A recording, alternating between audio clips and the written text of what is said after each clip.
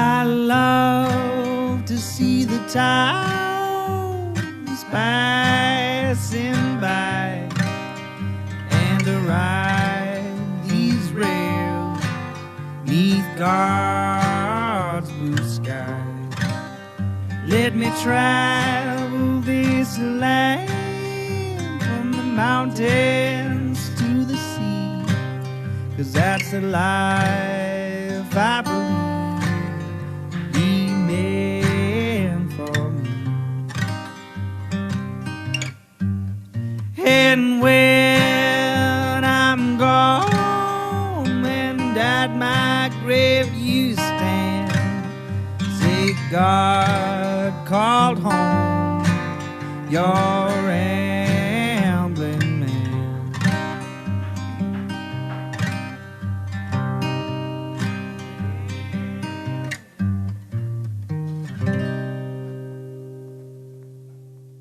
Welcome to Ramblin' Man Podcast, episode number 124. This episode is with Shanna Snowden, and we talk about apothecary, sound healing, and her playing Gypsy folk. It was great that it kind of bounced around everywhere. It was amazing to hear her story. If you'd like to learn more about Shanna, probably giving a follow on Instagram or Facebook is the best way to do so. On Instagram, it's Hummingbird Apothecary Knoxville. And then on Facebook, it's Hummingbird Apothecary. Hummingbird normally spelled, I'll spell out apothecary just in case, Apothecary. I appreciate Shanna for coming on. Sponsor this week is Feral Giant. Feral Giant is a graphic design, illustration, and social media consultation company based here in Knoxville, Tennessee. So they do work for clients big and small all over the country, all over the globe, in fact. But they also do photography, videography, video editing, and audio editing, website design, SEO, writing, content development. Hell, they'll babysit your kids if it nets them money. So make sure you give them a follow on social media on either Instagram, Twitter, Facebook, or LinkedIn at Feral Giant. And be sure to give them an email today and hire them for your next project. Without much further ado, here's the episode. So this is a good way to start. So I had Frog and Ben on, and it was last fall. And I was like, it'll be awesome. We'll sit outside. We'll do a fire pit. It'll be great. It was 85 degrees that day. It had been cool, and then all of a sudden it was 85 degrees. I was like, I'm still doing a damn fire pit. I want a fire pit. I want a will fall into existence. Now it is hot as blazes out there, and I am miserable. And there's a breeze today, though. Still not enough. I wear shorts in the wintertime, even when I visit the north, so... See, I love the heat. I'm originally from Florida, so I love the heat. Which part of Florida are you from? West Palm Beach area, Boynton Beach. Okay. Now I'm trying to think. It's on the east side. It's south of Orlando. It's about a 2-hour drive south of Orlando. Okay. But kind of like, I guess you could say in the middle of the East Coast from Orlando to Miami, kind of centered in the middle, sort of. Okay, what's funny is I had never been to Florida until 11 years ago. Oh. And I went to Fort Lauderdale. Let's see, it's close to Fort Lauderdale. Okay. Yeah. For a friend's wedding. And then I've been back to other towns since then. And what a weird state. Like Orlando is just all chain restaurants and blacktop. Let's see. Naples, Florida is crazy weird in like wealth inequality and like super rich people and super poor people. St. Augustine's really nice. Yeah. The weather, I like the weather there. Yeah. It's warm during the day and cool in the evening. Cool in the evenings. That is perfect. Jacksonville, I don't know that much. I went to see football. And I went to smoke cigars in a place to where later on a friend who was from there was like, it's probably good that you left there by the time it turned night. Because that was not a good part of town. I was like, cool, thanks. Wow. Well, I moved from Florida when I was 8. So, okay. But then we had family and we would go back and forth for a bit, and visit and stuff. And then I've been there for vacations and everything. Yeah. So I just say I'm a Floridian because I want everything to be hot and warm. I love the summer. I hate the winter. God. I freeze so easily. Although Chicago, it was warm. It was nice in Chicago. Okay. Just now. Okay. Yeah. Chicago and DC are the two towns where I'm like, how is it so hot here? Mm-hmm. Like these seem too north for it to be this warm. Yeah, except their winters are pretty rough and a lot longer than our winters. You say rough, I say beautiful. I say I'll put on a hoodie and I'll make it. So you moved to 8. Mm-hmm. Where did you move here to Knoxville? Not Knoxville, but Tennessee. So Big Sandy, Tennessee. I don't think I know where that is. It's like 500 people in that town. Okay. It's out in the middle of nowhere. It's West Tennessee. It's it's close to the Kentucky border, so near Land Between the Lakes area. Okay. So it's pretty much in between Memphis and Nashville. Okay. But up near Kentucky, like near Murray, Kentucky, Paducah. Yeah. That kind of area. Okay. I'm never going to remember it. I'm not going to look it up because it's not important. Mm-hmm. There's some town up in the upper corner that I've always heard I need to visit in Tennessee. West or east? West. Some town in the upper corner. God. I'm going to have to look this up. Oh, God. No, I don't want to visit the Tennessee Theater, but thank you. Google. Because when I was in high school, I got heavily recruited by an art school out there that was in a weird, I think it started with an O, that it was somewhere it was somewhere close to there. Union City and Martin. Oh, yeah, that was really close. Yeah. Those were the towns. Arts. All of this is not important. Thank you, listener, for listening. Thank you for Nossi College of Art, NOSSI. I have never heard of that one. The recruiter from there actually came and met with me in high school. Was not that talented. Still don't know. I think it was very expensive. It was in, it's saying it's in Nashville. It was not in Nashville back then. It was somewhere like in the middle, kind of where you're saying in between Memphis and Nashville, but north. Do you think it was maybe Jackson, Tennessee? May have been Jackson. I want to think it started with an O, but I'm probably wrong.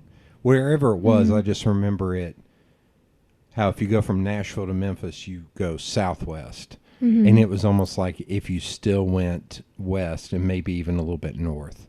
Okay. Some small town there. But apparently they've moved to Nashville and they have a really cool building that I can see. So okay. Yeah. I went to college in Murray, Kentucky, so I didn't go very far from home. So what did your folks do? So my dad is an artist. Okay. And they both actually did sign painting in Florida. So they had a sign painting business. Love it. And then we moved to Tennessee because my dad actually grew up in Big Sandy. So we moved closer to the family. And I was homeschooled. And so my mom homeschooled us and my dad started a sign business there. And we had some land that we built our house on. We were different than most people in town. Wait, hold on. Small town in western Tennessee and the artist family was different? No, tell me more.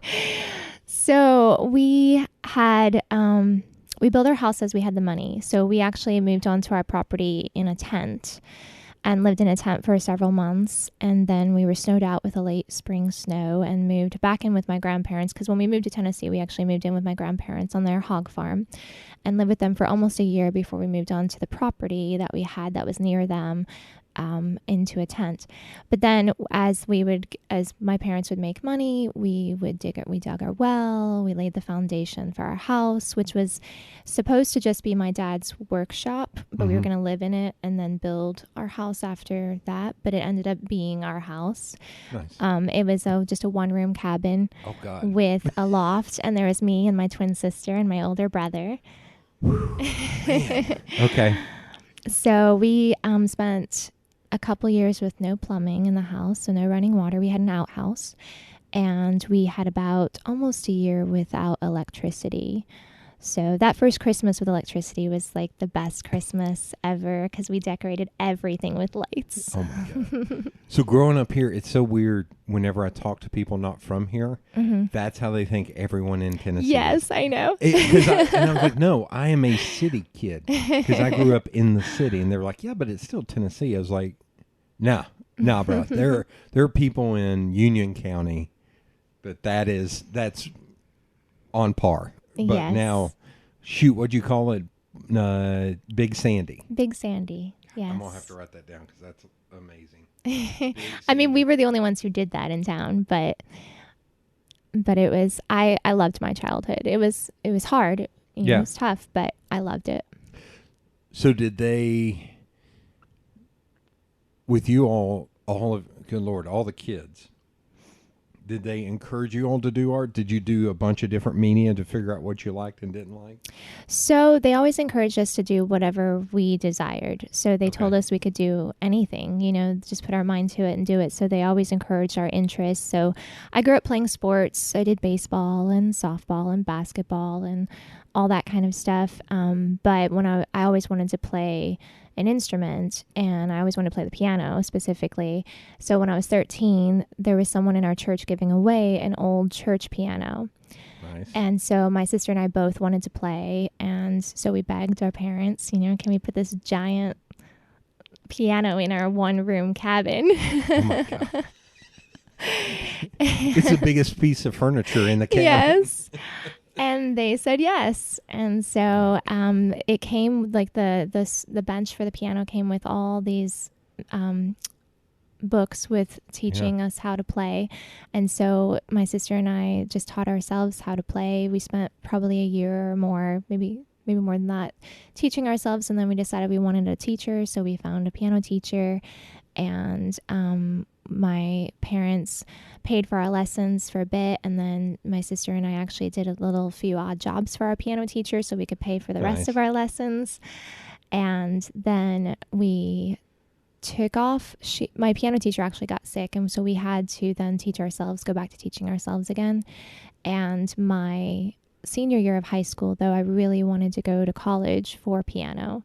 So I went to the university in Murray, and one of the professors there ended up being my teacher to prepare me for college. And same with my sister. We both would drive to Murray every week and take lessons to prepare ourselves. Were most of the books that came with it, were they hymns? No, they were actual lesson books. Oh. So they were really old lesson books that the family had used with probably their kids and grandkids and all down. And so we just pulled out the lesson books and worked our way through the lesson books. Okay. So it wasn't like a going from hymns to secular music or classical music or anything. No. Okay.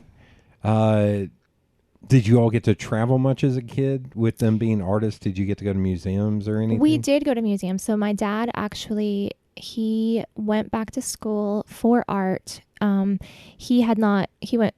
His health got really bad when we were building the house. And so we were back and forth to doctors for a while with him. But in the process, he decided to go back to college and finish his degree. And so he went for art. And so that was when he actually entered into the career of actually painting portraits and all that stuff. And portraits actually are his main thing that he's amazing at. And so he was actually in college when I then went to college. So we were all in college at the same time. It was me and my sister and brother and my dad all at the same time at the same college. So my brother went for art as well. So we were all in the fine arts building. Okay. What kind of art did your mom do? She did the sign painting in sign Florida, painting, but yeah. then when we moved to Tennessee, she more focused on our schooling. So Okay. she was homeschooling us. Okay. Have you all seen the Sign Painters documentary? No.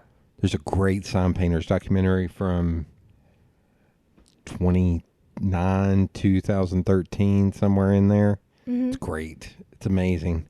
Because I don't know how much you keep up with that, but it's made this huge comeback. Really? Like there are all these people now that's what they specialize in. That's really cool. Yeah. My dad, he would we would all set up in the whole house, and with all the signs and stuff. And there were times that it was a family project and we would all be trying to meet the deadline to finish this sign, This one's got a lot of coverage area. The kids can take that. They'll just paint the big blocks of it. Yeah, it's wild. And on TikTok, there's a guy that does pinstriping on cars. Uh-huh.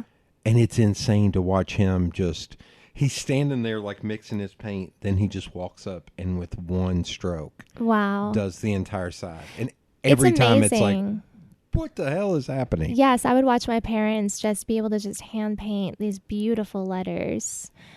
Now I'm gonna have because on Instagram, I don't know how much you go into the weeds on social, but on your Discovery tab, it shows you things that it thinks you would like to interact with. Uh-huh. So, oh my God. So mine are donuts and pets because I send my friend Jessie Balin, she's going to get a shout out, a lot of pet videos when she's feeling sad. Aww. So I have a ton of pet videos in here. But wrong button. I've started getting sign painting ones because apparently I interact with it a lot. That's cool. And it's wild watching them because I don't know what the thing is called. There's some stick with a ball on the end of it that they use to kind of balance. Oh, yes. I know what you're talking about. I don't know the name of that. Here's a video of some dude cracking someone's back. That's okay. Instagram. I'm trying to find just one video. Good Lord. To show you, I bet I'm not going to be able to find it. There's a guy, or I guess a company called Manning Signs. Mm-hmm. I see there's a lot. And there's a guy in town, Bud Reese. He goes by Knox Flair. He's been on the podcast before. That he does a lot of signage around town. Okay. And there's a older school guy that's in his 80s or 90s that he still does sign painting. And when he was doing stripe light sign, Sarah from there was telling me that he had done the original Body Shop sign that's still Oh, wow. hanging up. He's like, oh, yeah, I did that in the 70s. Yeah. It's good Lord.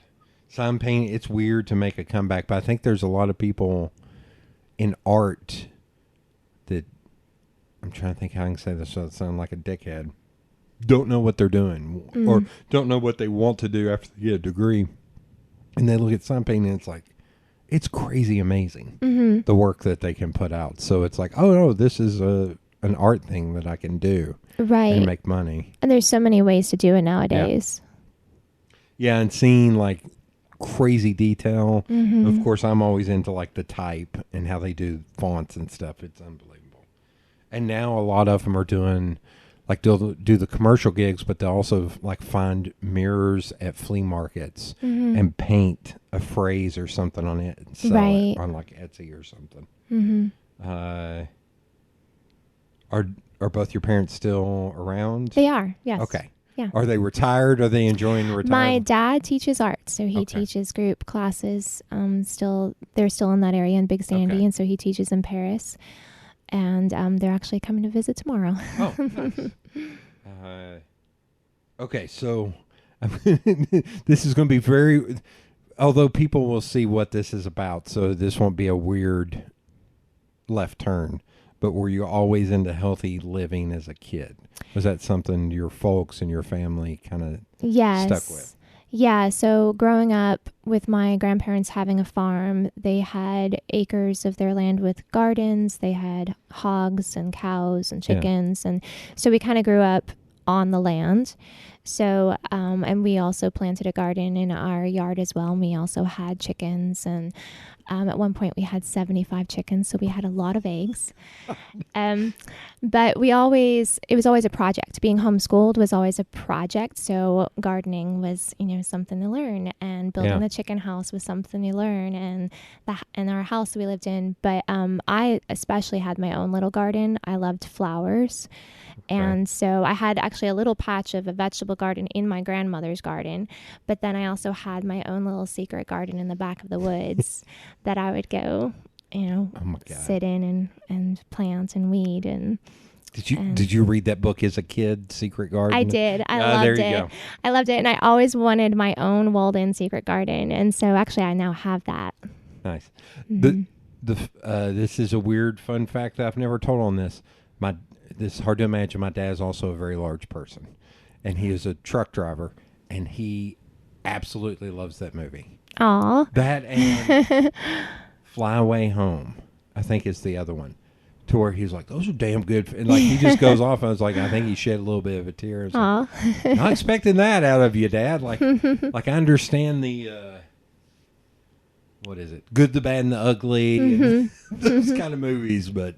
He's like, no, I love that. The Secret Garden film is a beautiful film. It's just so fun. It really is. I think I've only seen it in Chuck's now that I say it. Yeah. Well, it's also the weird thing. It's weird saying now because back then it was like, well, if you didn't catch it on HBO or whatever, you just didn't see it. Or you had to rent it or buy. Like it was a little bit different, and I wasn't seeking out Secret Garden. Mm-hmm. I was too busy watching. Well, what was I watching? Hell, I don't know. I was too busy watching something else at that age. Although it's funny because my parents would not expect it. Big like movie nerds. Mm-hmm. So like the films we watched, it was always Friday nights. Again, city kid. Over here in the former Kroger parking or shopping center on Broadway, not far from you, there was an independent video store in there, and every Friday night when we got off work, we would go down there and rent 3 movies, and we would watch those 3. And it was like back then, whatever the big film was usually was gone. Oh yeah. So they would find some other weird film. So we would watch. I don't know. The movie with Denzel Washington, Man on Fire, that came out in 2006, that was originally an Italian film from like the 80s. Okay. And so Dad, like, he was watching Man on Fire with Denzel. He's like, I've seen this movie before. Can you get on that internet and look up? And I looked it up. He was like, oh, hell, that was a movie from like 1983. I saw that. Okay, Dad. Good Lord. Okay. Into healthy living, but like the flowers. Had your secret garden. So when you go into college, when you're kind of moving away, are you keeping up with like a lot of the tenets that you learned in farming? Yes. Yeah. So I was always pretty active too. So I was always biking. And so in college, I was always exercising as well and keeping up with my health and trying to eat healthy while still in college, although that was hard. Yeah. But yeah, when I graduated college, then I started, through the years, as the years went on after college, I studied yoga and I studied Reiki and massage. What was your degree in college? Was it in music? My degree was in music and piano. In music. Okay. Mm-hmm. Yeah. And when I graduated, I actually moved to New Jersey after that and was doing my master's in music therapy. Which part of Jersey? Because then that gets very... Montclair. So outside of New York City. So I actually was working in not interning, but doing my hours for music therapy at St. Luke Hospital in New York City. Montclair. God. I'm a huge... Do you know who Kevin Smith is? Mm-hmm. Okay. I think he was born at Montclair Hospital. Oh, really? Yeah, I think so. And so there are towns in Jersey that I only know because of Kevin Smith. I've got a friend who lives in East Brunswick, and I went and visited her and her partner.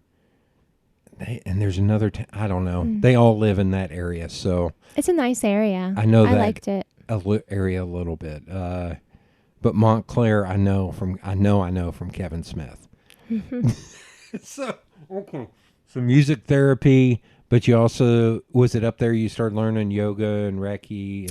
It was actually after I moved back from New Jersey. I moved to Memphis, Tennessee. And, I got married. I moved back and I got married, had kids, and then got into teaching music in daycares and stuff actually through the form of kinder music. And while I was raising my little kids, and then I started homeschooling my kids as well. And we moved to Knoxville. And it was in Knoxville mostly that I started getting into yoga. I was always doing a form of yoga or Pilates or something like that. But as far as actually studying it, I didn't do that until I came to Knoxville. Okay. So after my divorce, that was when I went and got yoga teacher training and all that. I don't really know what Reiki is. And I don't even know if I'm pronouncing it correctly. I've got a friend that I know is certified because I think I made a joke about it at one point. My buddy's like, "Hey, man, I'm a certified practitioner." Yeah, you could be a practitioner, a teacher. I at least got one word right there. Yeah, so Reiki is just energy work. So I'm just first degree certified, but it's energy work. So it's using, it's being a vessel of energy to help with healing. Okay. And I know cupping is another thing. It is. I don't know a lot about cupping. Okay. I've got a friend that I know does it because she will every once in a while post a photo where you can see the marks. Right. And I was like, what the hell is going on? Okay. It's a detoxification process, I know, but I've never had it done. Okay. I just try to sleep as much as I can. That's I don't get enough sleep. So I feel like that's step one that I should be doing more of. Okay, so yoga, Reiki.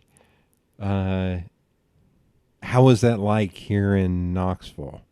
Practicing those. Is there a good business for that, or? There is. I started teaching yoga about 5 years ago, 5 or 6 years ago. I was teaching it. I'm not teaching it anymore. I do it daily, but I don't teach it anymore. But I was teaching it about 6 years ago at a dojo, and I was also teaching Krav Maga at the same time too. Okay. And that's another left turn. So I did that for a couple of years, but then I started to get back into my music because when I'd been married for 10 years and I had kind of set aside the music and focused on my kids. So after my divorce, I got back into my music and I wanted to go back into something similar to music therapy. So I found sound healing. And so I started studying sound healing and kind of set the yoga and the Reiki as far as like teaching and practicing all of that aside so that I could focus more on my music. But I do add the Reiki into sound healing since sound healing is also an energy work. So it's just done in a different way. It's sort of Reiki through music. Okay. How does that work? Like how does sound healing work? Like, so sound. My stupid questions are like, is it a piano? Is it guitar? Is it? It's a mixture atmospherics or? It's a lot of different instruments. Okay. So I first was introduced to sound healing in Mexico through singing bowls. So I came back and I got some singing bowls and I started learning how to play them and learning how to do sound healing with singing bowls. And I added that into my yoga because I was still teaching yoga at the time. And then I wanted to learn more, so I looked into a program that would teach me, and I found one in Poland with Tone of Life, and they actually make gongs as well, these beautiful, beautiful gongs. And so I went there and studied with them, and there I actually learned a lot of different instruments. Okay. So in my sound healing, I play gong, singing bowls, handpan, drums, Native American flutes. Is the singing bowl the bowl where you take with the mallets and goes around the edge? Visual on audio. where I'm running a circle around. Now that you say that, I was like, oh shit, yeah, I have seen that before. I do know Yeah. that. Okay. So I learned in Poland with that, in more of the shamanistic sort of style. Okay. And then I went to Ecuador and studied with with Sounds of America. I call the guy I studied with a shaman, but he I don't think he would call himself a shaman. He was a Sufi, and he studies all the indigenous music and then teaches it.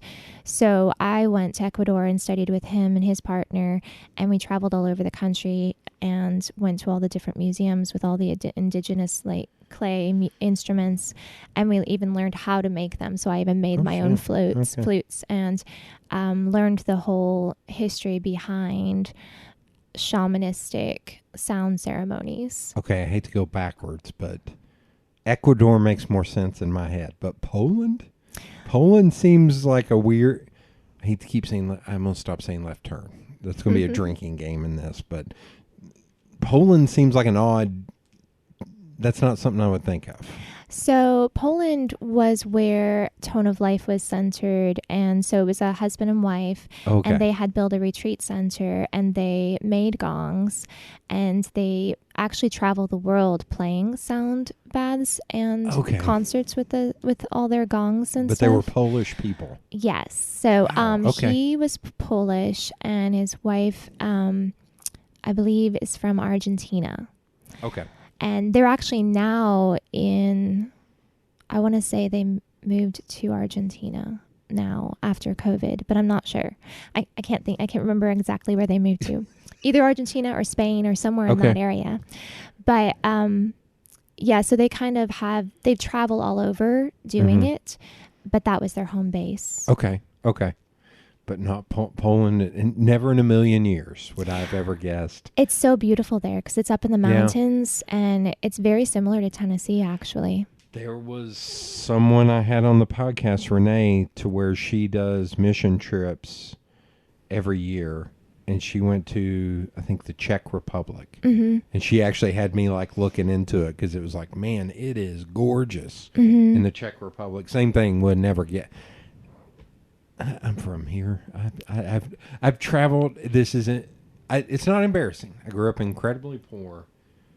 I've only been outside this country one time, and it was to lovely Windsor, Canada, for about an hour because I went across the border and did not have a cell signal, even though I was supposed to. Got nervous about. I had to be back in Detroit, like 3 to 4 hours later. I was like, so I went to Tim Hortons, got donuts and coffee, and then immediately came back to the States. So I have not been outside this country enough. My friends just went to I'm gonna blank on the name. It's somewhere near Spain, Portugal. Nice. I thought it was in South America, and I was like, oh, where is Portugal? Is that down there, Brazil? And they're like, no, it's next to Spain. I was like, cool. Thanks, guys. I'm a dumbass. Thanks. I had the football coach for either geography or history. I don't know which one because all it was, all right, you and Jeff go lift weights. And we did sign painting for the ads around the football stadium. See, it's all full circle. Yeah. Here. So I don't know where anything is. Yeah. Well, our country is beautiful too. There's so many things to see in our country. So now this country I've been all over. Like the only Southwest I haven't really explored, and Northwest, because both those it's just impossible to get to. Like you know what I mean? It's like flying somewhere is super cost prohibitive, and then getting around. But yeah, I've been all over. Here, all over the East Coast. Colorado is beautiful. Colorado is gorgeous. And my sleeper, not a sleeper, it's a massive town. My favorite city is San Francisco. I think San Francisco is the best. Like, well, other than Knoxville, damn it. But I love San Francisco. Like, I love being able to, it's like it in New York. I love being able to drop into a city and not having to drive. Right. All public transport or walking. Like, I love that. Yeah, I love that too. And I wish we had a little bit more of that here, but it's almost like like living here to downtown, it's not that far. Mm-hmm. Just far enough to where it's kind of a pain in the ass. Yeah. To try to find a bus to get on, especially when it's 90-something degrees outside. Yeah. But downtown, I still keep arguing downtown needs a grocery store. I feel like having a grocery store downtown would be a big game changer. That's true. They keep building condos and hotels, but they don't have a lot of sustaining things downtown. Right. Yeah. Anyway, that's my tangent about that. Okay. Come back here, but then you go and you learn about sound baths and all that. So do you bring that back here? Do you start practicing that here? Yeah, so I started doing it with my yoga classes. So I would teach a yoga class and then have sound at the end for Shavasana at the end. And then I also would do just full sound baths. So I started doing them at the birdhouse. I started doing them at Lotus Light. I started doing them at my house. Okay. And as far as I knew at the time, I was the only sound healer in Knoxville back then. That was, 5 years ago. Now it's nice to see there are some more popping up around town. So it's really cool. So now I do it at Hummingbird Apothecary. Right. Which I will transition to. During a sound bath, do you lay down? Yeah, so in a group sound bath, I lay out yoga mats and blankets and pillows. And you lay down. You can lay down. I always tell everyone you can lay down, you can sit, you can close your eyes, you can leave your eyes open. I suggest lying down and closing your eyes, snuggling up with the blanket and the pillow and just relaxing. The lights are dim. I usually have candles lit. And then a lot of times in the very beginning, I will actually walk around the room with some of the instruments so that it's just very calming and peaceful. Yeah. And I usually do some sort of a breathing as you're settling as well too. And I'll light sage. And then you really just tune into all the sounds. And once the gong kicks in, there are so many vibrations that just build upon each other that eventually there are so many vibrations that your brain cannot think anymore. And so it finally shuts off and you can go into a really nice meditation. Yeah, that's a weird thing. I listened to a podcast on sleep and it was talking about how to sleep better. And it had this scientist on that was like, he was like, the best sleep I ever got was in a house. We call it like a basement rancher, to where the lower level. Hell, I guess this house is a basement rancher because there's a door on the back side of the house that you can come into. But it was he was like, I was underground in a bedroom with no windows, no sound, no nothing. And that's the peak way to sleep. And I was looking at it, I was like, that doesn't work for me. I need a noise machine. I need something going on. It's almost like that of like stopping my brain, getting my brain to focus on that as opposed to all the crazy shit that's right. Yeah. And in a sound bath, it's so easy to tune into different sort of visions because you'll start to see colors behind your eyes and you'll have thoughts going through your mind. And I always say, just let them flow, whatever it is, don't grab onto it and hold on to it. Just let it flow. And you'll think that it's just the oddest little assortment of thoughts going on. But eventually it'll just lead you into this nice relaxation where you could fall asleep. Some people fall asleep, but most people will go into a really deep meditation or into a sound journey. Yeah. And so in that sound journey, you can go places. In some of my sound journeys, I've gone to some really amazing places, and it's just like you're like kind of flying and seeing all these things. And it helps clear your mind, clear your emotions. It actually tunes your chakras, tunes your body. If you've ever seen the vibrations affecting water and how it changes them into different shapes, think about that's how it's doing in your body. Like we're 80% water, and it's literally tuning our bodies and helping us to detox different things out of our systems, out of our minds. And scientifically, actually, it's like 7 hours of sleep for your body as well. Wow. You're going to laugh at me for this 1-to-1. That's what we did before football games. After school, we would all meet and we would all go and eat at like 4:00. We would eat our meal for the evening. And we would come back and they would shut down the lights in the locker room and everyone would lay around and have headphones in, or you didn't have to have headphones in. And early on, I would listen to Tupac or Tool to get hype. And I was like, I learned all I was doing was tiring myself out because the game wouldn't be for another 3 to 4 hours. Yeah. So then I started learning how to listen to Tori Amos or something to calm down and relax my body. And I would lay on top. We had these weird lockers where there were boxes essentially on the ground that just lifted up and all your pads. And some of us, the more senior football players would get to lay on top of those and rest before games. But it would be listening to... That's really cool. So it wasn't sound baths, but it was... but it's very similar. I mean, it's the whole reason behind that is the same reasoning, to really. zone out and clear your mind and not be thinking about stuff. Yeah. And rest before you're about to exert yourself on a crazy high level. Right. Yeah. I also do sound healing right now at a recovery center here in town. Okay. And so it's for that reasoning for those recovering from different substances and stuff. And so, although I will say, I've done yoga a few times and I love it, but it's hard to get in that rhythm of doing it enough. And there was one point where I had somebody that I heard this phrase, I love it, accountability buddy. Accountability buddy. I think is the phrase. I had somebody that was kind of pushing me into that. And we would go to a certain place in town, and the yoga person was great, but every once in a while,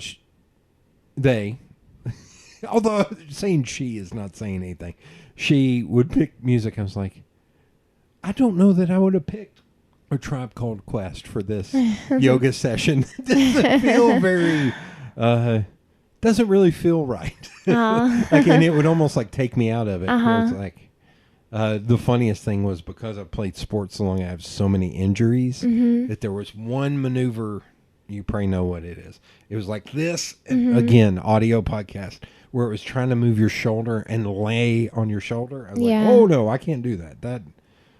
You would hear me yowl because I dislocated my shoulder so many times. And I didn't do it. And she came over and she was like, hey, so you need to... I was like, nope, not going to do it. So she had me stand up and do some weird pose to get it the equal. I was like, I can't lay on much. Oh, God, no. That hurts. No. Right. Yeah. There would definitely be other moves that you could have done in order to keep from hurting yourself. I did feel really good after doing it for I think I did it for 6 to 8 weeks. Like all the weird pains and stuff from just years of beating the crap out of my body. Right. Yeah. That stretching really made me feel a lot better. But it's hard to say every 2 or 3 times a week I'm going to get up early and I'm going to go do this. Well, if you do it more often, you can even just do 15 minutes here and there. Okay. Because if you're doing it more often, those 15 minutes are actually doing a lot for you rather than saying that you have to set aside a whole hour to do it. I think every time I'm like, I'm going to do it, I'm going to do the whole thing in an hour. Okay. There was one friend that he was going to be my accountability buddy. And I was like, all right, let's do it.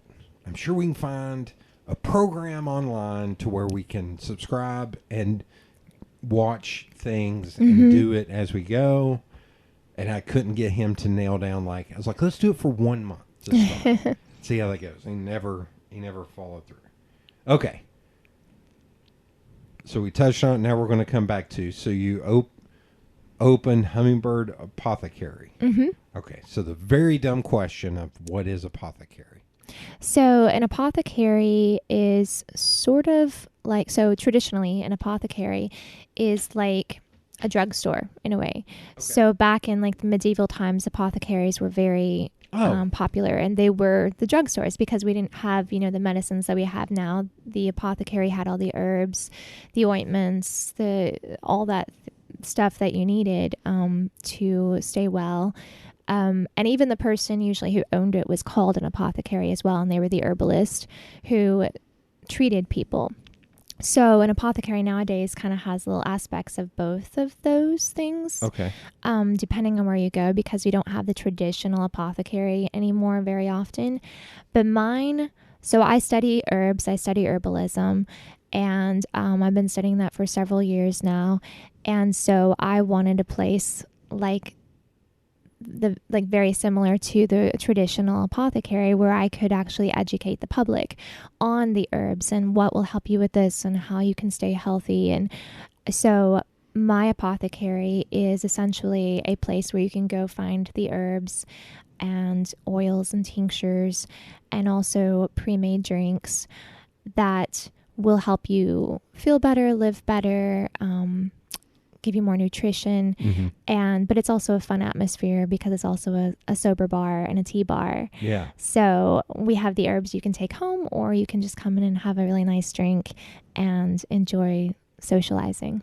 So what led you to, had you already kind of been, was that kind of a layover from growing up farming, like the herbs and stuff, or what led you to I feel that? like that was a layover from my childhood growing up at the farm, but also just since I have spent my life really studying things that are going to help people. So even with my music, I was going into music therapy. Yoga is a holistic lifestyle. So I really am about the holistic lifestyle. And when I was traveling in Poland and Mexico and Ecuador, they're very much the holistic lifestyle. And so I kind of wanted to bring that home to my community more than what I saw in the community. And so I opened my bed and breakfast before my apothecary. And that was sort of my step in the door of bringing the home, the nutritious food, the happy atmosphere, just that space where people could call their own safe space, where they could be themselves. And so that was my beginning. So I opened that about a year before the apothecary. And So the bed and breakfast, have you found, how do people find you? Is it people from I'm other on cities? Airbnb. Okay. But do you find there are maybe even some people in town that... Oh, yes. I've actually had people in town even book the bed and breakfast. It's Hummingbird House. And it's over in Fourth and Gill. And so people have booked it even just for a little weekend retreat, for like a girls' weekend retreat, or photographers have booked it to do wedding photos or different things like that. It's even been in a movie. And I can't think of the name of it, but it's with one of the local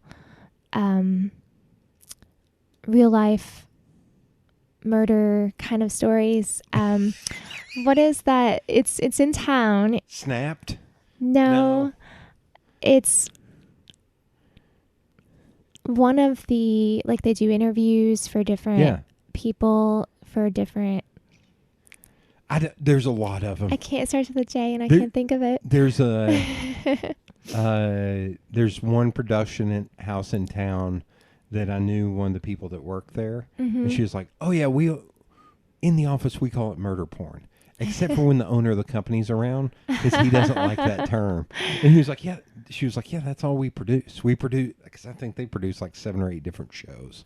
They were all those type of shows. Yeah. So this one's like about a haunted house, a family who lives in this haunted house. Like they move in and there's a whole ghost family, I guess. I haven't seen it yet, but it came out a couple years ago. Wait. You're going to blow my mind. Was Jim Gaffigan in this movie? I honestly don't know who is in it. They literally rented my whole house, and I wasn't even in the house. It was a TV show, not a movie. It was a movie. It was a movie, but it was a small production. Yeah, but so there was a movie that was shot here that a friend of mine, Amy Lee Hubbard. Do you know Amy? I don't think so. She produced, and it was called Light from Light. And Jim Gaffigan was in it. Let's see. A single mom and a part-time paranormal investigator is asked to look into a possible haunting at a widower's farmhouse in East Tennessee. Paul Harrell was the director. I'm not sure who was the studio that recorded it. Let's see. Studio. Oh, Jupiter is who was the one who recorded. Jupiter Entertainment. yeah. Yes. Is who They recorded. could have been the ones, Key Lime to production companies. It doesn't list Jupiter, but that Jupiter produces so much stuff. Mm-hmm. That could have been it. So I've still not seen that. Amy Lee, if you're listening, I'm sorry. I've still not seen that film, but it looks absolutely fantastic. And I think it won a bunch of awards. Really? Yeah. I'm gonna have to look and see if that's the movie. Yeah, when we get done, I'll show you because it's got the trailer here. Uh-huh. I would say that's not it because that's an actual. Well, I know that they filmed parts of it in my house and parts of it in other houses. Okay. So I wonder if this is it. That's crazy. If it is this, that is funny. I think it was set like during like the 70s because they transformed my house to look like the 70s. That's not it. No. Because this is now. Okay. That's wild. Okay. Now I'm going to be bound and determined to figure out what this movie is called. If you find out what this movie is, tell me. I'll let you know. So I can look it up. Okay. So you did the bed and breakfast. People found... the people that visited, were they... maybe these are weird questions. Were these things that they were seeking out already? Or they were excited to find you and that you were doing something a little bit different? So some of my guests, yes, they were looking for things like the sound bath. I have given sound baths to different guests, and a lot of them actually would see my pictures online and think that it had a witchy look to it. And that's what they were looking for, was sort of the witchy look. Because my house is covered with vines and all this stuff, and I have the whole secret garden in the backyard. Oh, yeah. Of course. So lots of flowers and even like a little lagoon-style pool back there and a pond. But so yeah, they were looking for a retreat center in the middle of the city because usually most of my guests had something to go to, whether it was a conference or concert or just seeing family or something. So a lot of times they're out of the house, but when they were back in the house, they just would lounge in the garden or the library so they were looking for a comfortable, cozy space. Okay. And was doing that what led you to do the apothecary, or did you already kind of want to do that? I had been thinking about having a tea shop for several years. Okay. And so it really just was a spur of the moment decision to start looking for a place to open up. And so I started looking around and started having all these ideas of what I could have in it and just really make a space that people would be comfortable in. And like I had yet to really find a space for myself, like a cafe that I wanted to hang out in. So I kind of wanted to make a hangout place for people. It's weird, in like the last 6 months I've had half a dozen of my friends either go sober. I say go sober because they're not in any program or anything, but they were just like, you know what? I'm tired of waking up with hangovers, so I'm going to take a little break. Yeah. Or stuff like that. And then one of my friends was like, I would love to find a place that's not a bar or a coffee shop. Right. That I could actually hang out with to where it's just, she was like, I'm tired of bars and coffee shops. Yeah, I love coffee shops, but they close so early. And so I'm open late at night. I struggle with coffee shops because it's all college kids taking up all the space. It seems like you can't, God love them. And I know Pierce doesn't listen to this, but you can't go into K-Brew because you can't get a space. You can't go in Remedy because you can't sit down. Like there's no space. And then I even had met someone at Awaken Coffee downtown because I was like, it won't be that bad. And it was just packed, and it was all like college kids. I was like, y'all are killing me, man. Y'all have dorms. Stay in your damn dorms, man. It's like, I'll buy you a Keurig to stay. Kidding, but that's one thing I liked about South Press is because she's curated an environment that's actually separated, and you can sit and have a conversation with somebody where you're not worried about someone sitting right next to you. Right. Yeah, that's really nice. Drives me nuts. Okay. Yeah. So this is in the air, in the ether or whatever. that people have been looking for, and you jumped on. Well, you jumped on that, and then the pandemic happened. Yes, yeah. I opened December 2019. Yeah. Oh my god! Oh god! It's sad how many people I know that it was like, I opened January 2020, and then Yeah, and then closed down. and then the world went sideways for a while. I kind of just don't even count that time, and I just say June 2020 is my open date. So it feels like it was 1 year. Like when I referred to it, I was like, oh no, it was 2 full years. Of that. I was like, and we're still in it. Hell, everybody I know is getting it now, so we're still in it. But it still feels now like everybody's like, I'm tired. If I get it, I get it. I can't deal with this shit anymore. Okay, so you open that up, still running have you found any struggle like running both, like the bed and breakfast and it was difficult at first. When I reopened in 2020, it was literally just me in the apothecary, and I have 2 kids as well. And so running that and the bed and breakfast was... I was going to say, what age are they? Because they may be able to, help out. They're 15 and 12 now. Oh, they can help. So yes, they can earn. Yes, I was definitely paying them to clean the guest room, and but they didn't especially want to help. Yeah, but you like money. You like I don't know what kids are into now. I was going to say you like buying stuff on Candy Crush or Minecraft, well, my 12-year-old actually works with me in the shop sometimes now in the apothecary, and he loves it, and he loves socializing with everybody. He makes amazing drinks, and he is always asking to be put on the schedule. That's 15-year-old, not so much. 15-year-old, yeah, knows there's a life outside of that. Oh my god. Okay. Okay, so it was just you. Sorry, I interrupted. It was just you running both. Yeah, so it was a little difficult, but of course people weren't traveling as much in 2020, so I didn't really get a lot of guests in 2020. I pretty much had the bed and breakfast closed for that whole year, except for a handful of guests. And then 2021, it started to pick up, but I focused more on the apothecary at that point. So while I stayed fairly busy with the bed and breakfast, most of my time was put into the apothecary because it still wasn't every weekend with guests. Okay. And then this year was picking up really well, but I actually have a long-term guest now. So I'm actually booked through the rest of the year, which I love because I can focus on opening my second location for my apothecary. Okay. So the first location is in North Knox. Yes. Which it's funny you mention that, considering it is literally a stone's throw away from here. Yes. But I think it's like a 10-minute walk from here. Yeah. So where is the second? That one will be in South Knox. Oh, okay. So that will be at Baker's Creek, the mountain bike park. Oh, okay.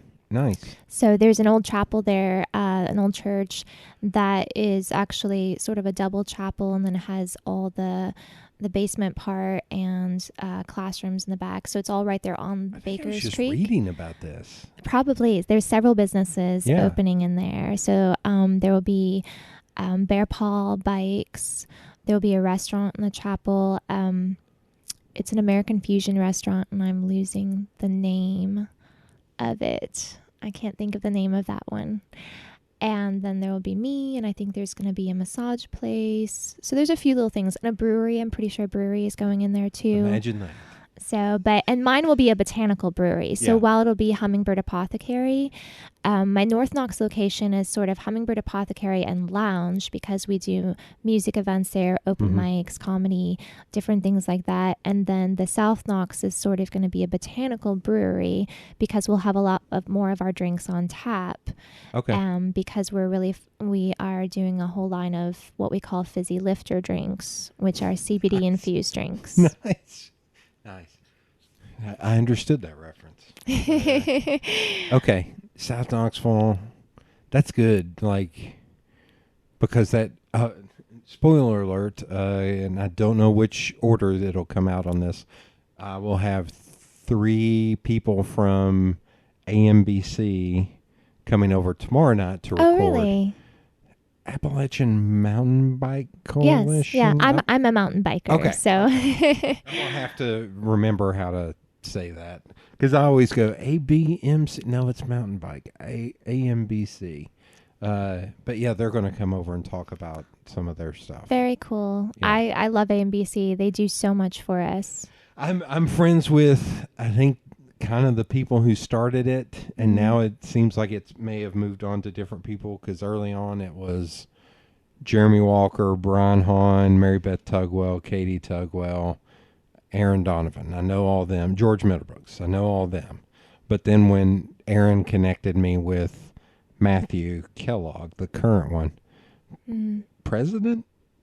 Sure. Let's go with president. I was like, oh, I don't know this guy. I was like, I know all the rest of you, but I don't know this guy. So they'll be over to talk about that kind of. But yeah, Nice. like, I feel like that really fits into that scene and that group. Yes, yeah. Yeah, because, you mountain bike and some people will go to a brewery afterward, but Yeah. some people want that non-alcoholic option as well. And I have kava at my apothecary, and kava is actually an alcohol substitute, and it actually helps break up lactic acid and stuff too. So after a bike ride, it's a really good drink Perfect. to have to relax and break up lactic acid. You got me onto the path. Okay. Because we've had this discussion off Mac before. There's kava and there's kratom. And I can never remember which one is the upper and which one is the downer. Which one is the So kava is can I say caffeine substitute? Is that proper? yeah, actually kratom is in the coffee family, Okay. but there is no caffeine. Okay. So kratom though can be an upper or a downer or an in-betweener. Okay. Because kratom, it depends on how it's dried. And so as Okay. it's dried, it's called a particular color. So at the apothecary, we actually brew red, green, white, and yellow. These are leaves? Yes. So Okay. it is a tree. It's a really tall tree in Indonesia. Also in Thailand, but in all that area, and it's the leaves off of the tree that is ground into a powder, and it's dried and then ground into a powder, and they hit the opioid when you drink the kratom. Okay. It hits the opioid receptors in your brain, but not the addictive ones, and so it actually helps with pain. It's analgesic, so it's really good if you have any kind of nerve pain, any kind of physical pain, or but it also gives you energy. So white is the more energetic one. Red is the more relaxing and also the more pain relief one.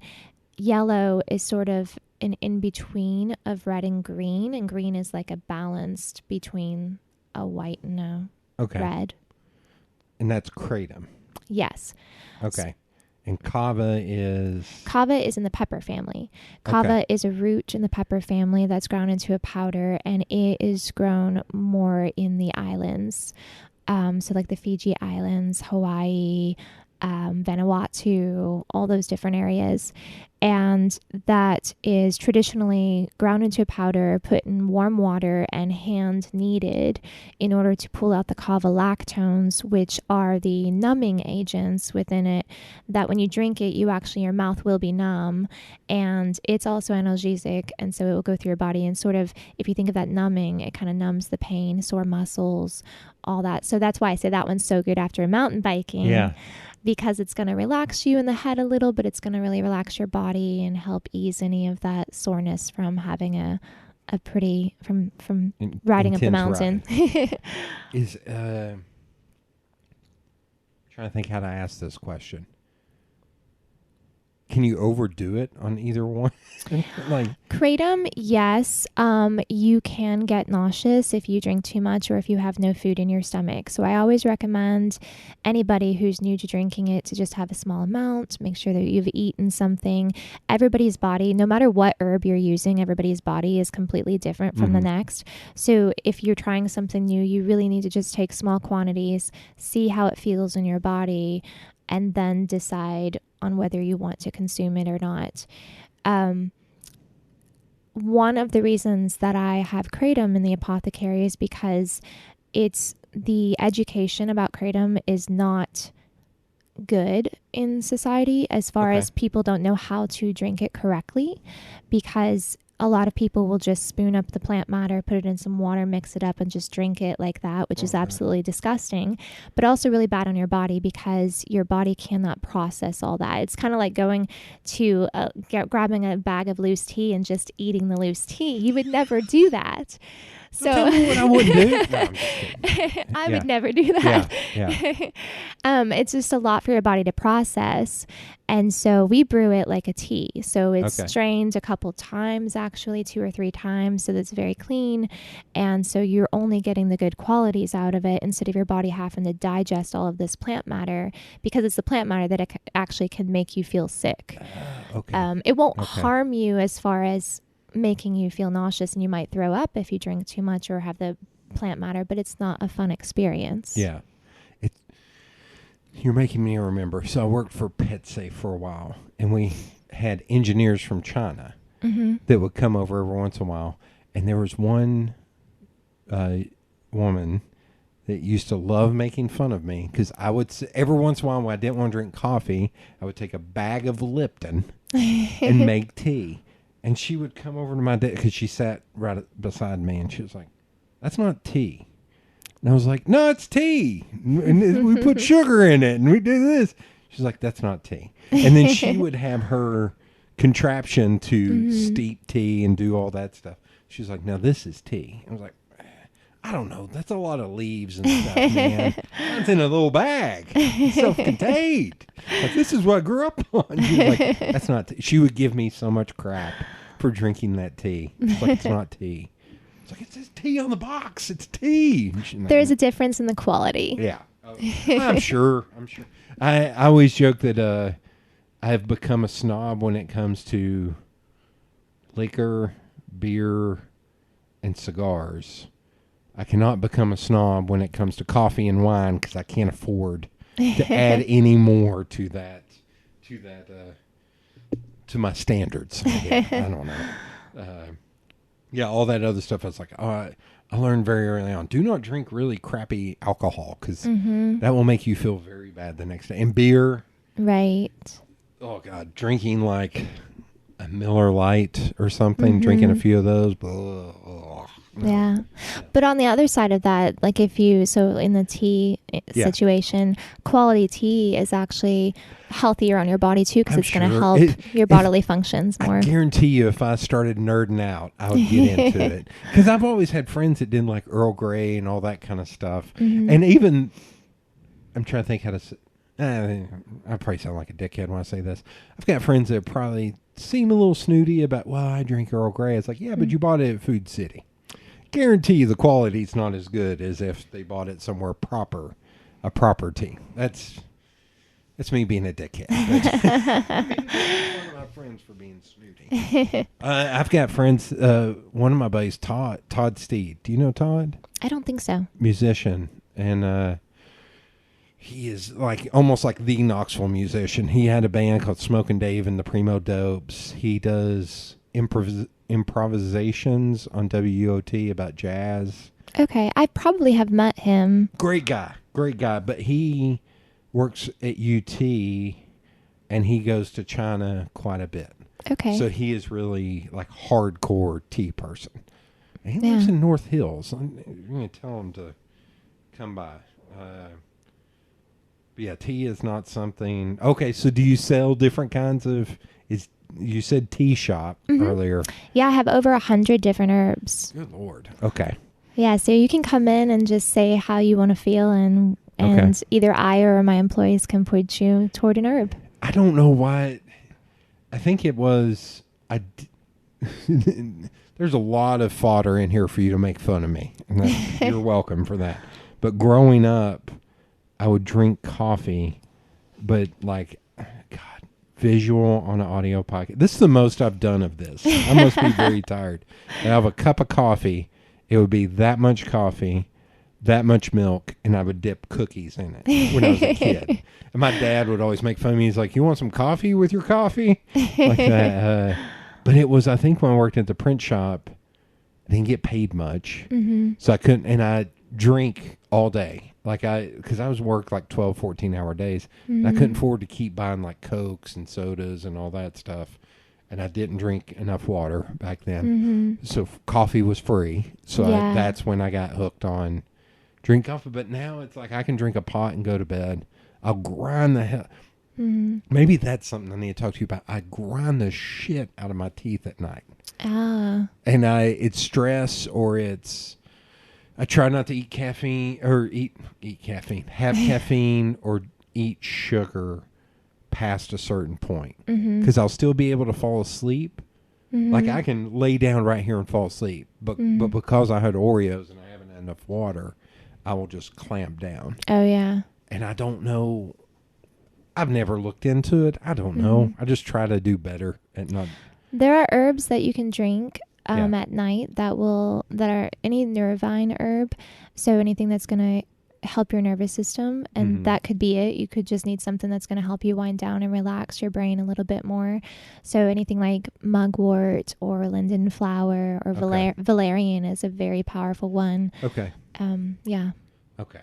Well, I'm going to put a pin in that to come by and see about that. Okay. Tea, 100 different kinds. And we didn't touch upon it, but off mic, CBD. So CBD has become a weird thing to me because I know, again, this is another way of not trying to be snooty about it, but there are people who it seems like try to do it right. And then there's the stuff you can buy at Pilot at the gas station. Yeah. So am I correct in that yes. It's two totally different? Yeah, same thing. That also goes with kratom. You'll find kratom at the gas station as well. But I prefer... Is that in one of the pill things? Yeah, I prefer to know the farm I'm getting my herbs from. Wait, you're saying a package that's neon green and red is not legit? I don't understand. Oh, God. Okay, CBD, I think I know what it is. But I should quote, there's my favorite comedian and podcaster, Jimmy Pardo. He always does a thing. He's got other people, like his producer and stuff, and he has somebody and he asks them a question. He's like, now, obviously, I know what this is, but explain it for these people when he has no idea what it is. So CBD, I think I know what it is. But just in case, would you mind explaining it? Yeah. So CBD is in the cannabis family. So you've got your CBD, you've got marijuana. So it's the hemp plant. Right. So CBD is the form of the plant that has less THC than marijuana. So as far as legally goes, all of our CBD farmers grow it to have less than 0.3% Delta 9 THC. So I work with local farmers, and so you have outdoor grown, you have indoor grown, you have different varieties, so many different varieties. Yeah. And so they all have their own balance of constituents within them as far as the different THCs, because you've got the Delta 8, Delta 9, Delta 10, THCO. I mean, there's so many different constituents in the plant that make up the plant, as also the terpenes, the flavor profiles, the different nutrients within the plant that are actually really good for our bodies. And so depending on the type of CBD, the hybrid plant, it'll be more balanced in one area compared to another area. It might be more relaxing, might be more energetic, might be heady, might be more body, might help boost your brain function more or calm you down more. So it's sad that I don't know any of that, but I know indica and sativa when it comes to actual weed. Yeah, and CBD has sort of those same properties. When I've talked to some of my farmers, they say that CBD doesn't necessarily, they're not considered necessarily sativa or indica. You kind of have to look down the line of the ancestry of the plant to see where it actually originated from. And so when you see the combination of all the plants, then you can get an idea of it, because you'll see products marked sativa or indica for CBD. And so that's just kind of an idea of, well, it has this majority of different types of origin, and so it kind of gives more of this effect.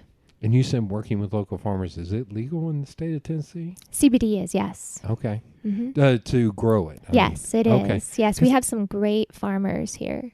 Because I think the first company that I heard trying to do it was having to farm in Kentucky because I don't think it was legal. It became legal in 2018. Okay, so it wasn't when that company. I will not mention that company's name because you may know who I'm talking about. We do not say that. Well, we say that name in this house, but we make fun of that name in this house, for reasons. But it's a weird thing. Like, I've been yelling for like 15 or 20. I don't know how you feel about weed, and I'm not a smoker because when I smoked weed, God, I hope my parents are not listening to this. It was in high school, and I know the stuff I smoked back then versus the stuff now, it would almost be like drinking water and then drinking Four Loko. Yeah. Like, it's so insane now. But I've been really saying changed. for like 15 or 20 years, I was like, I don't understand why the state of Tennessee, Kentucky, North Carolina, and Northern Georgia don't at least produce it in state, because they're all tobacco states. Right. That they would make so much revenue. Mm-hmm. Like there are bills in production now for trying to legalize everything. It needs to be nationally legalized, Mm-hmm. and B, it needs to be decriminalized and let everybody out that's Right. in freaking jail for stupid weed. Anyway, that's a whole nother discussion. But yeah, I don't know. I think also being this age and seeing how bad alcohol affects people, Mm-hmm. and knowing how much worse that seems, and especially somebody who grew up going to UT football games my entire life, and seeing week in, week out the same degradation to where it's like, yeah, everybody who knows smokes weed's very calm. Right. They're not doing handstands on kegs at 40 something. Right. Yeah, and our CBD we sell in the form of just the flower or gummies or pre-rolls or our fizzy lifter drinks. Okay. And with CBD, with CBD, is there a certain, it can only be a certain percentage before it flips over? Like, didn't you say it's up to 3%? So legally, the plant. So when the plant is tested, when the farmers take it in to be tested, it has to be under 0.3%. Oh, 0.3. Oh, I'm way off. So that's for the Delta-9. That's with the farmers bill that passed in 2018, which the bill has changed, has kind of been tweaked and changed a little bit since then. But yeah, so the flour that I get from the farmer already is less than 0.3%. But I was just slightly off. I had the period in there. But even with that, though, I find that CBD is very calming and very, I bet is very similar to what you would have smoked in high school. Oh, yeah, probably. Yeah. Yeah. Maybe even stronger than that. So it's kind of a funny story. Like, the stuff I smoked in high school were two guys that went to another high school that grew it in their basement. Oh, wow. That they had a basement rancher, which I guess that's what that's called, where you have a door that goes outside in your basement. So, like, part of the house is underground. So they had, like, this big storage area where just all sorts of crap was, but they had made it to where part of that in the back, they had lights and grew their own stuff back there, and their parents did not know. Wow. So it was hanging out with because their parents essentially just gave them their entire basement to have. Okay. Like, that was the hangout for all, because that was the place where everybody went and hung out, and their parents just kind of left. Their parents weren't around a lot. Their parents like the 70s show. Yeah. Oh, God, yeah. And they not as dank and nasty as that. It actually was nice, but yeah, they got away with it. Yeah, until after we graduated, then their parents found out. That could go into the decriminalization. They may still be in prison. Oh, their parents actually turned them in. Oh, wow. Yeah, because there was a lot down there. There was a lot. Wow. It was not good. Luckily, it was funny. The day after graduation, I went to a few parties, and I ended up there. And I woke up the next morning like 6 a.m. and there were people everywhere. And it's just like, well, Time to be an adult. And I just got up, didn't say bye, and just left. And then found out a few months later, oh yeah, their parents busted them to teach them a lesson. Cool. I haven't looked up their names in a while. I should look up their names and see if I can find if they're out or not and how they're doing. Okay. So with having an actual, I'm going to call it storefront, where you're interacting with customers. I think you kind of touched upon this, but do you have people that seek you out to ask like how to live better, or do you try to teach people? I say this not in an asshole way. Try to teach people whether or not they want to hear it. Like, do you like almost like interview them of like, wait, what do you want to do before I let you just buy something? What do you want to do? No, it's not really like an interview sort of thing. Okay. It's very chill. Like when you walk in the door, we'll greet you and ask if you need any help. But there are menus.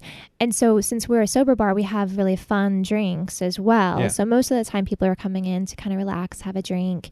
And so a lot of times they'll ask, well, what are the herbs? Because the way our drinks are made up, you kind of pick your base. So you either have an herb or tea base or a kava base or a kratom base. Or you can just have a cup of tea or a tea latte or the tap drinks. But usually if it's a new person, we do educate them because they usually are full of questions because we have so many things. Yeah, I had Luke guide me to where I was like, I don't know what I want. I was like, ooh, pina colada. I like the flavor of pina colada. And that's one reason we have drinks like that, because at least you know the flavor profile. Yeah. And then if you want some nutritional education on it, you know, then you can mix all the different herbs and make yourself feel really good. And maybe I swear, and maybe I need to offer to cut this up. Are you supposed to mix it up as you drink it? Yes, some of the plant matter of whatever herb will settle a little bit, and especially the kava. I was like, whoa, that's a lot of flavor right at the end. Yes, did you have the kava?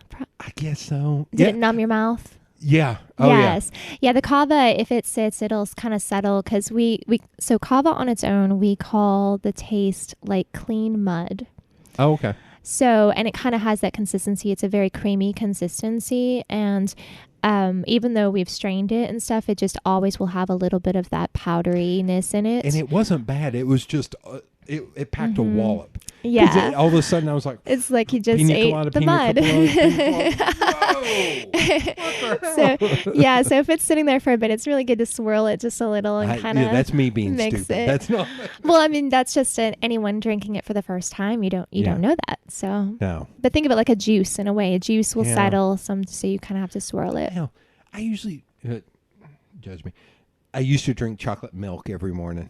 It's like there was chocolate milk. You got to keep stirring it as you go. You can't just let it, because all of a sudden it's just milk, and then all of a sudden it's just the syrup at the bottom. Okay, so like education. Have you ever thought about doing like classes or anything like that? Yeah, I would love to. I have so many plans. Oh, yeah. Of course. But so I would love to do some herbal classes. Won't you find more than 24 hours in a day? And yes. Let me know how that is. Then you can figure out how to do it. I would love that. But we do have days where we have different vendors set up with different things. Yeah. And so a lot of times we'll even have different people with other herbs as well. And so we'll have sort of, they'll be telling about their herbs. We've got ours. Or we'll have people with crystals or anything set up. But really, you can ask me or my employees any question, and we can give you a whole lesson right on the spot. Okay. So since this has become a thing around town, apparently, I feel like because of where you're located in the north, but maybe even when will the South Knoxville location be open? I'm hoping August or September, but they're still under construction, so I'm not sure that it'll be that soon. I feel like with that the north location, you could have a pop-up market in that parking lot. We do. We actually have one almost every month. Damn it. That's right. There was one and I missed because I was sick and I missed it. Aw. Okay. Our next one is actually July 31st. Okay. I don't know if this will be out by then, but I am going to. Damn it. That's right. I'm an idiot. Yeah. You told me that. And I completely blanked. We tend to follow the solstices and the equinoxes and that sort of calendar for our festivals. But we also just celebrated our 2 years, so we made it a summer solstice 2-year anniversary festival. Okay. Yeah, I'm stupid. I joke that I have an editor named Kirk or Kurt. Hey, cut that out. So I don't look. I can only look so dumb on this episode. So I'm gonna blame that on being tired, or just I'm gonna blame that on everything being chaos right now and not being able to get my head straight. Yeah, that'd be a totally good idea. Yeah, you're already doing it. Yeah. Okay, so classes, that's something eventually once everything else starts working its way out. Okay. And we do have different things like writing workshops or shadow work. Yeah. So we have various groups that will meet in our lounge, and most of them are free. Some of them cost, but there's a wide range of different music jams or open mics or just all kinds of things that you can see on our social media, the calendar. Okay. Yeah, I'm going to like Facebook sucks like now. It's so hard to I can't go down that rabbit hole. That's a troublesome rabbit hole. Okay. So music. You still do music. I do. Yeah, so and you said you're coming out with an album. I am. So had you always been doing that, or do you like, you know what? I need to pick it back up. I want to do music again. So I picked it back up after my divorce. So it's been about 6 years now that I had started picking it back up. And so I started writing music about 4 years ago. Okay. And then performing around town a little bit at open mics and various places. I don't do a lot of it. I've done like some weddings. I've done just a few things here and there. Last year I did a couple festivals. Oh, nice. But this year my project was to get all of my music recorded. Yeah. So we just finished the recording process, and now it's just left up to me to start putting some on all the various music sites like Spotify and Apple and everything. So I'm going to slowly release some songs on those sites, and then I'm planning to have an album release party in September. Nice. September. Okay. And what kind of style of music is it? I call it gypsy folk. Okay. So I didn't really have. Would have been funnier if you'd been like, how light your voice has been like. It's kind of black metal. Yeah. I have written a punk song before that was the very angry kind of song that is not on my album. Okay. That's one of the singles afterwards. That one was just sort of to get through some emotions, and then it was set aside. Okay, so gypsy folk. Yeah, gypsy folk. So that one actually, I came up with that genre because I wasn't entirely sure what my genre was, but I was playing an open mic and they asked me my genre, and a couple people kind of pitched in who had heard my music, and they were like, it's gypsy folk. And I was like, okay, I like that. Yeah, that definitely I think falls in because it's very bard-like. Okay. It's definitely folk style, and it tells stories. So I write my music based off of people I meet, places I go. It's very positive. I write it to help others know that they have the freedom to be who they are. Okay. And it helps me also when I'm singing it. I'm reminding myself of the same thing. Okay. And it's about different aspects of life that are encouraging. Piano, guitar? Some of it is piano. Okay. A lot of it is actually ukulele. Oh, nice. Mm-hmm. Nice. I'm going to, again, blame this on time because I've already mentioned her once before. Tori Amos. Never seen her live. Love her to death. Saw she was on tour. Looked up her set list. I was like, I know one of these songs. How do you not play some of these huge songs from when I... almost like, these songs are important to me. Please play these songs from years ago. Like, it was wild looking at that set list. I was like, oh, if I paid $200 to go see her... Mm-hmm. In another city, $200 for a ticket, God knows how much for travel and all that. Yeah. And then be like, I don't know are these off the new album? Can you please, I traveled, I loved you. Can you please play something? One of these. I others? haven't listened to her in a really long time, but when I first started writing music on my piano, Yeah. people would say I Oh, sounded yeah. like her. Oh, Yeah. awesome. Yeah, the first album. Mm-hmm. That one, when I would go to sleep at night, I would put on one of two albums. Tori Amos's, God, I can't even remember what it's called. I actually got it on vinyl because I did not realize I had it on vinyl. Little Earthquakes. Oh, sweet. Did not realize I had it on vinyl until I started going through my collection. I was like, when did I buy this? I don't That's remember buying cool. this. And Little Earthquakes and Garth Brooks, No Fences. There's a certain, God, this is something kids are not, well, they'll understand because they have playlists, but you could program the CD to play like songs 1, 3. Right. That, and I would do, there was like both of, Tori Amos more than Garth, but they had enough slow songs, very relaxing songs to where I was like, oh, I can play these 5 songs and repeat them and I'll fall asleep at some point and then it'll just go off. Yeah. And those 2 albums, which is the weirdest mix. And then daytime I'm listening to Wu-Tang and Tool and all kinds of weird shit. But yeah, okay, Gypsy folk. Okay.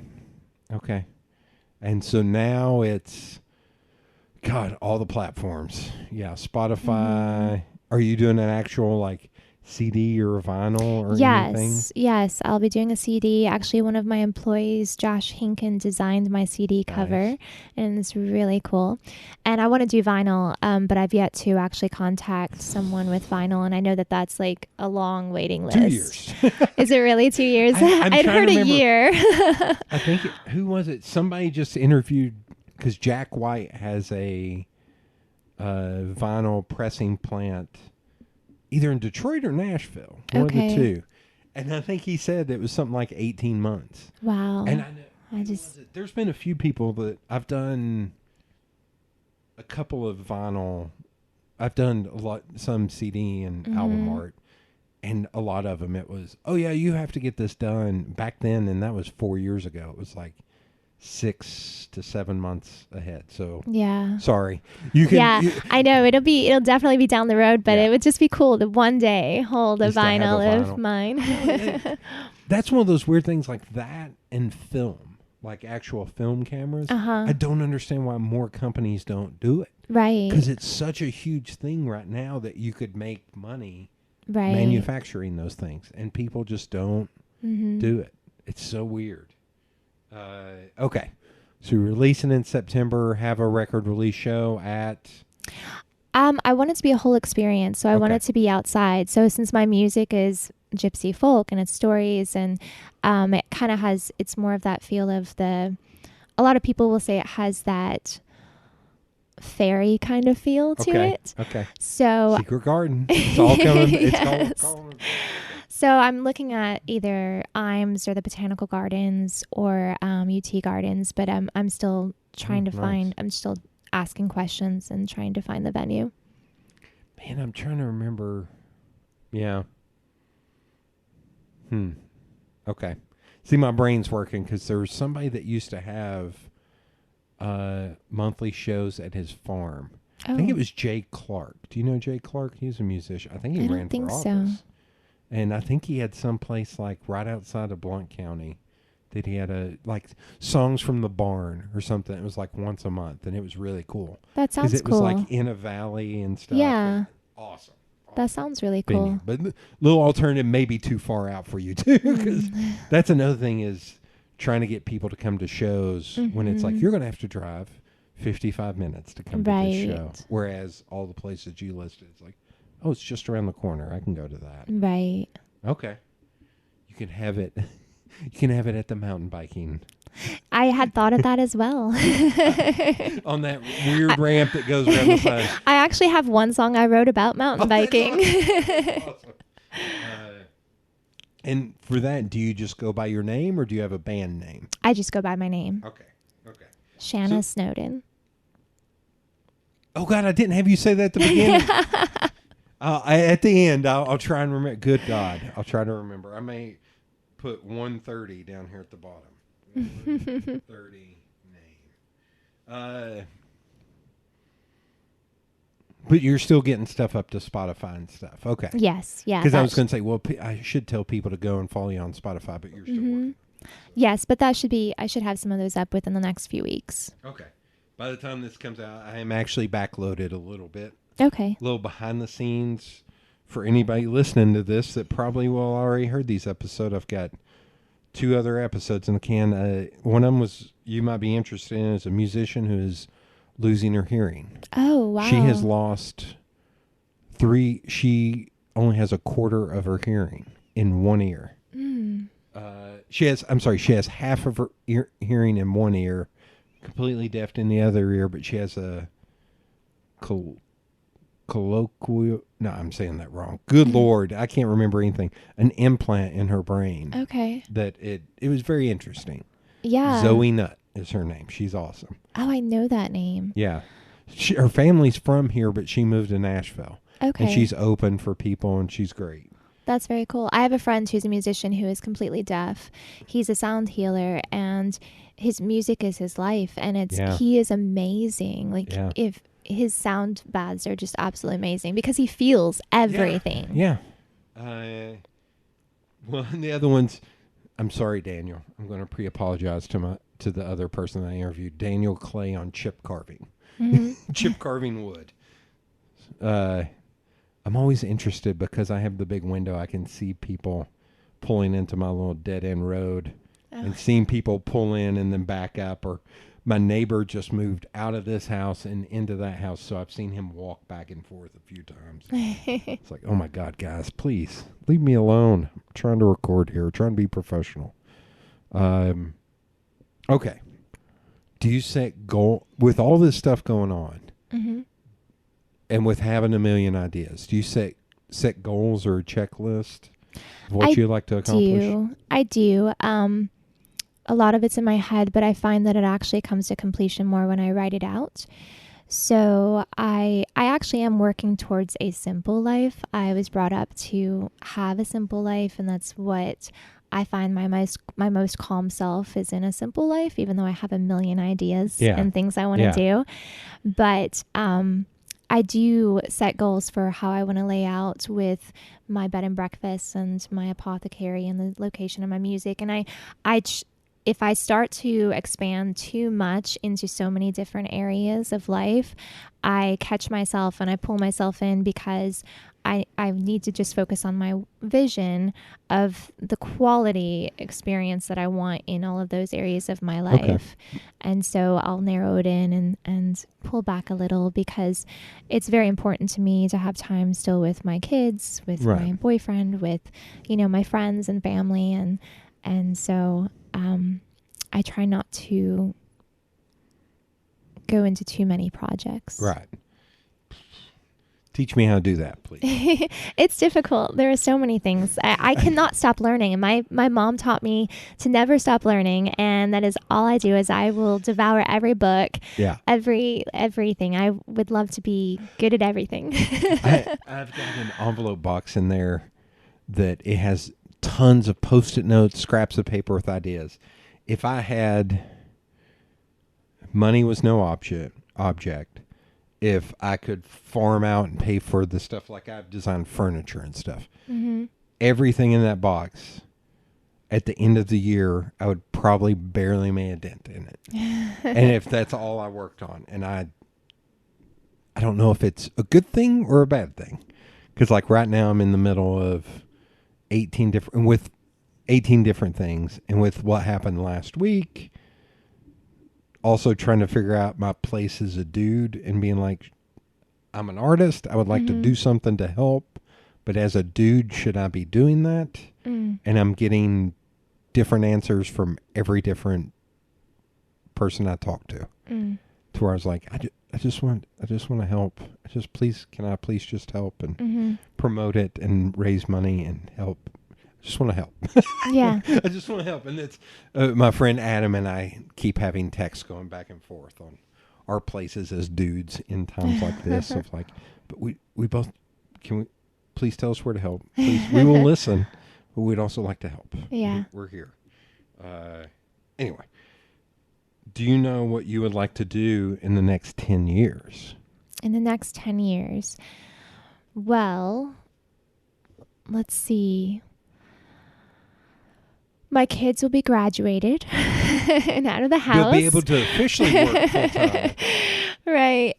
I want to travel, so I love traveling, and I have traveled lots of different places, but I would love to continue traveling and continue learning.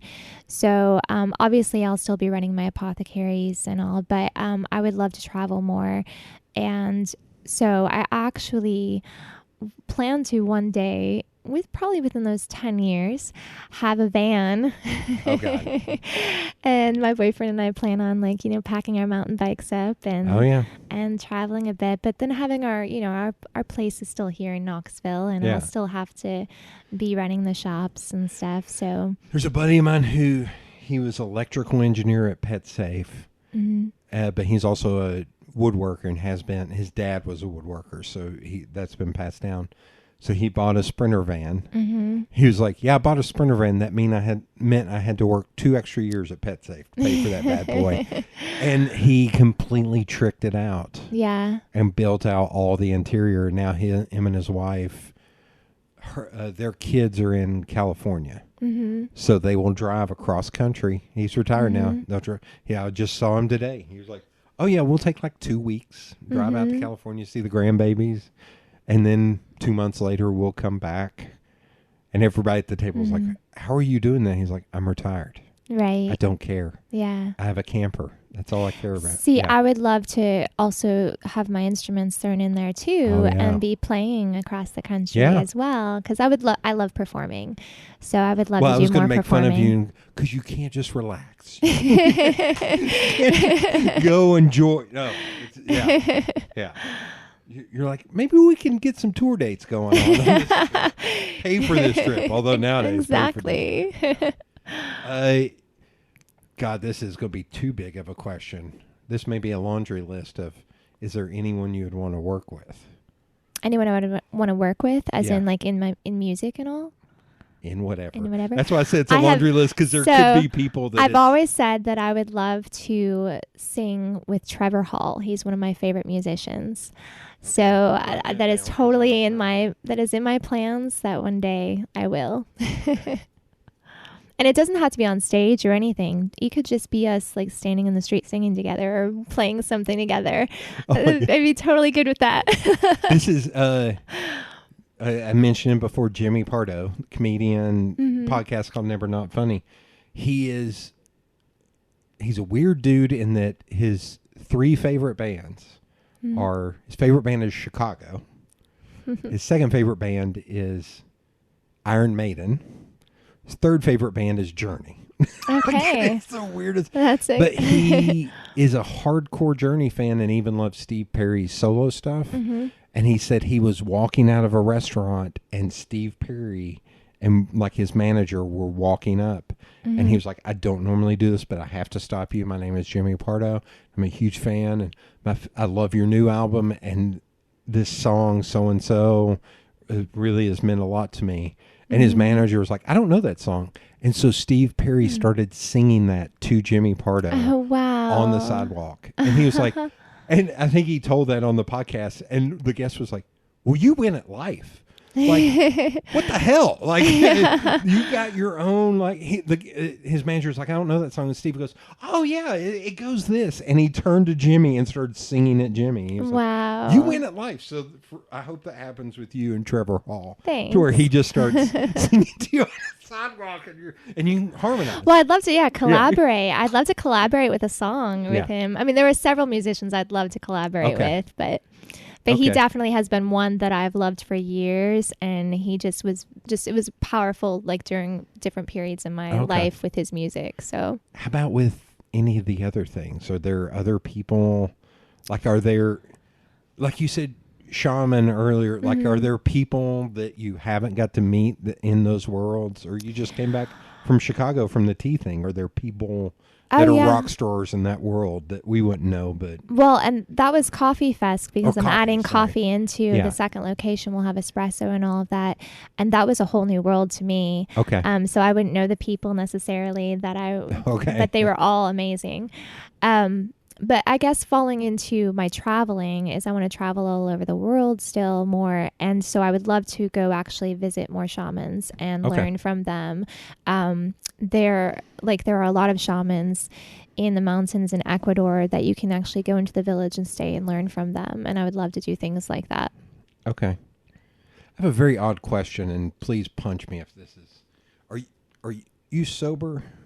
I actually do drink periodically, like once in a while, not very often. I'll have a glass of wine or something. Okay. So, well, I was going to ask about ayahuasca because he's problematic as crap right now. But there's a period where Joe Rogan was just about comedy, and he'd have comedians on his podcast, and I loved it because I'm a comedy nerd. And then there's a period where he wanted to start learning stuff, so he had all these experts on, and he would learn about stuff, and it was awesome because he would shut up and he would listen to them. And then he's become the dillweed that he is now, trying to be a thought leader. But in that period, he had a woman on that was like a reporter on CNN that had went and done the ayahuasca.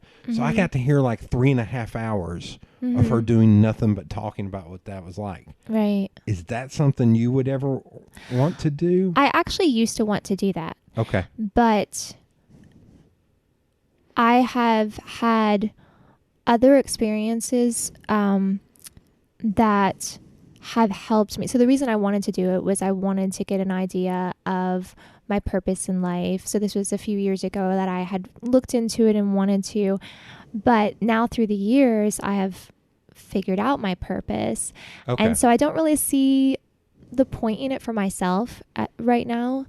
I think that I've had enough experiences in my life to lead me into knowing who I am and what I am supposed to be doing. And for me, ayahuasca would be showing me that. Yeah. So there could be a point in my life where I decide, I want to dig deeper and get into that again and try that. But as of right now, I don't desire that. Okay. Okay. Okay, one totally stupid question. Okay. No, not at all. Because I was looking for that for a while, and it never popped up in the right way. And you always want to have a real shaman leading that. You don't want to just go into it on your own. And I never met someone who I felt comfortable with that. And then eventually I just lost the desire for it anyway. So for me, I think it just wasn't meant to be. Okay.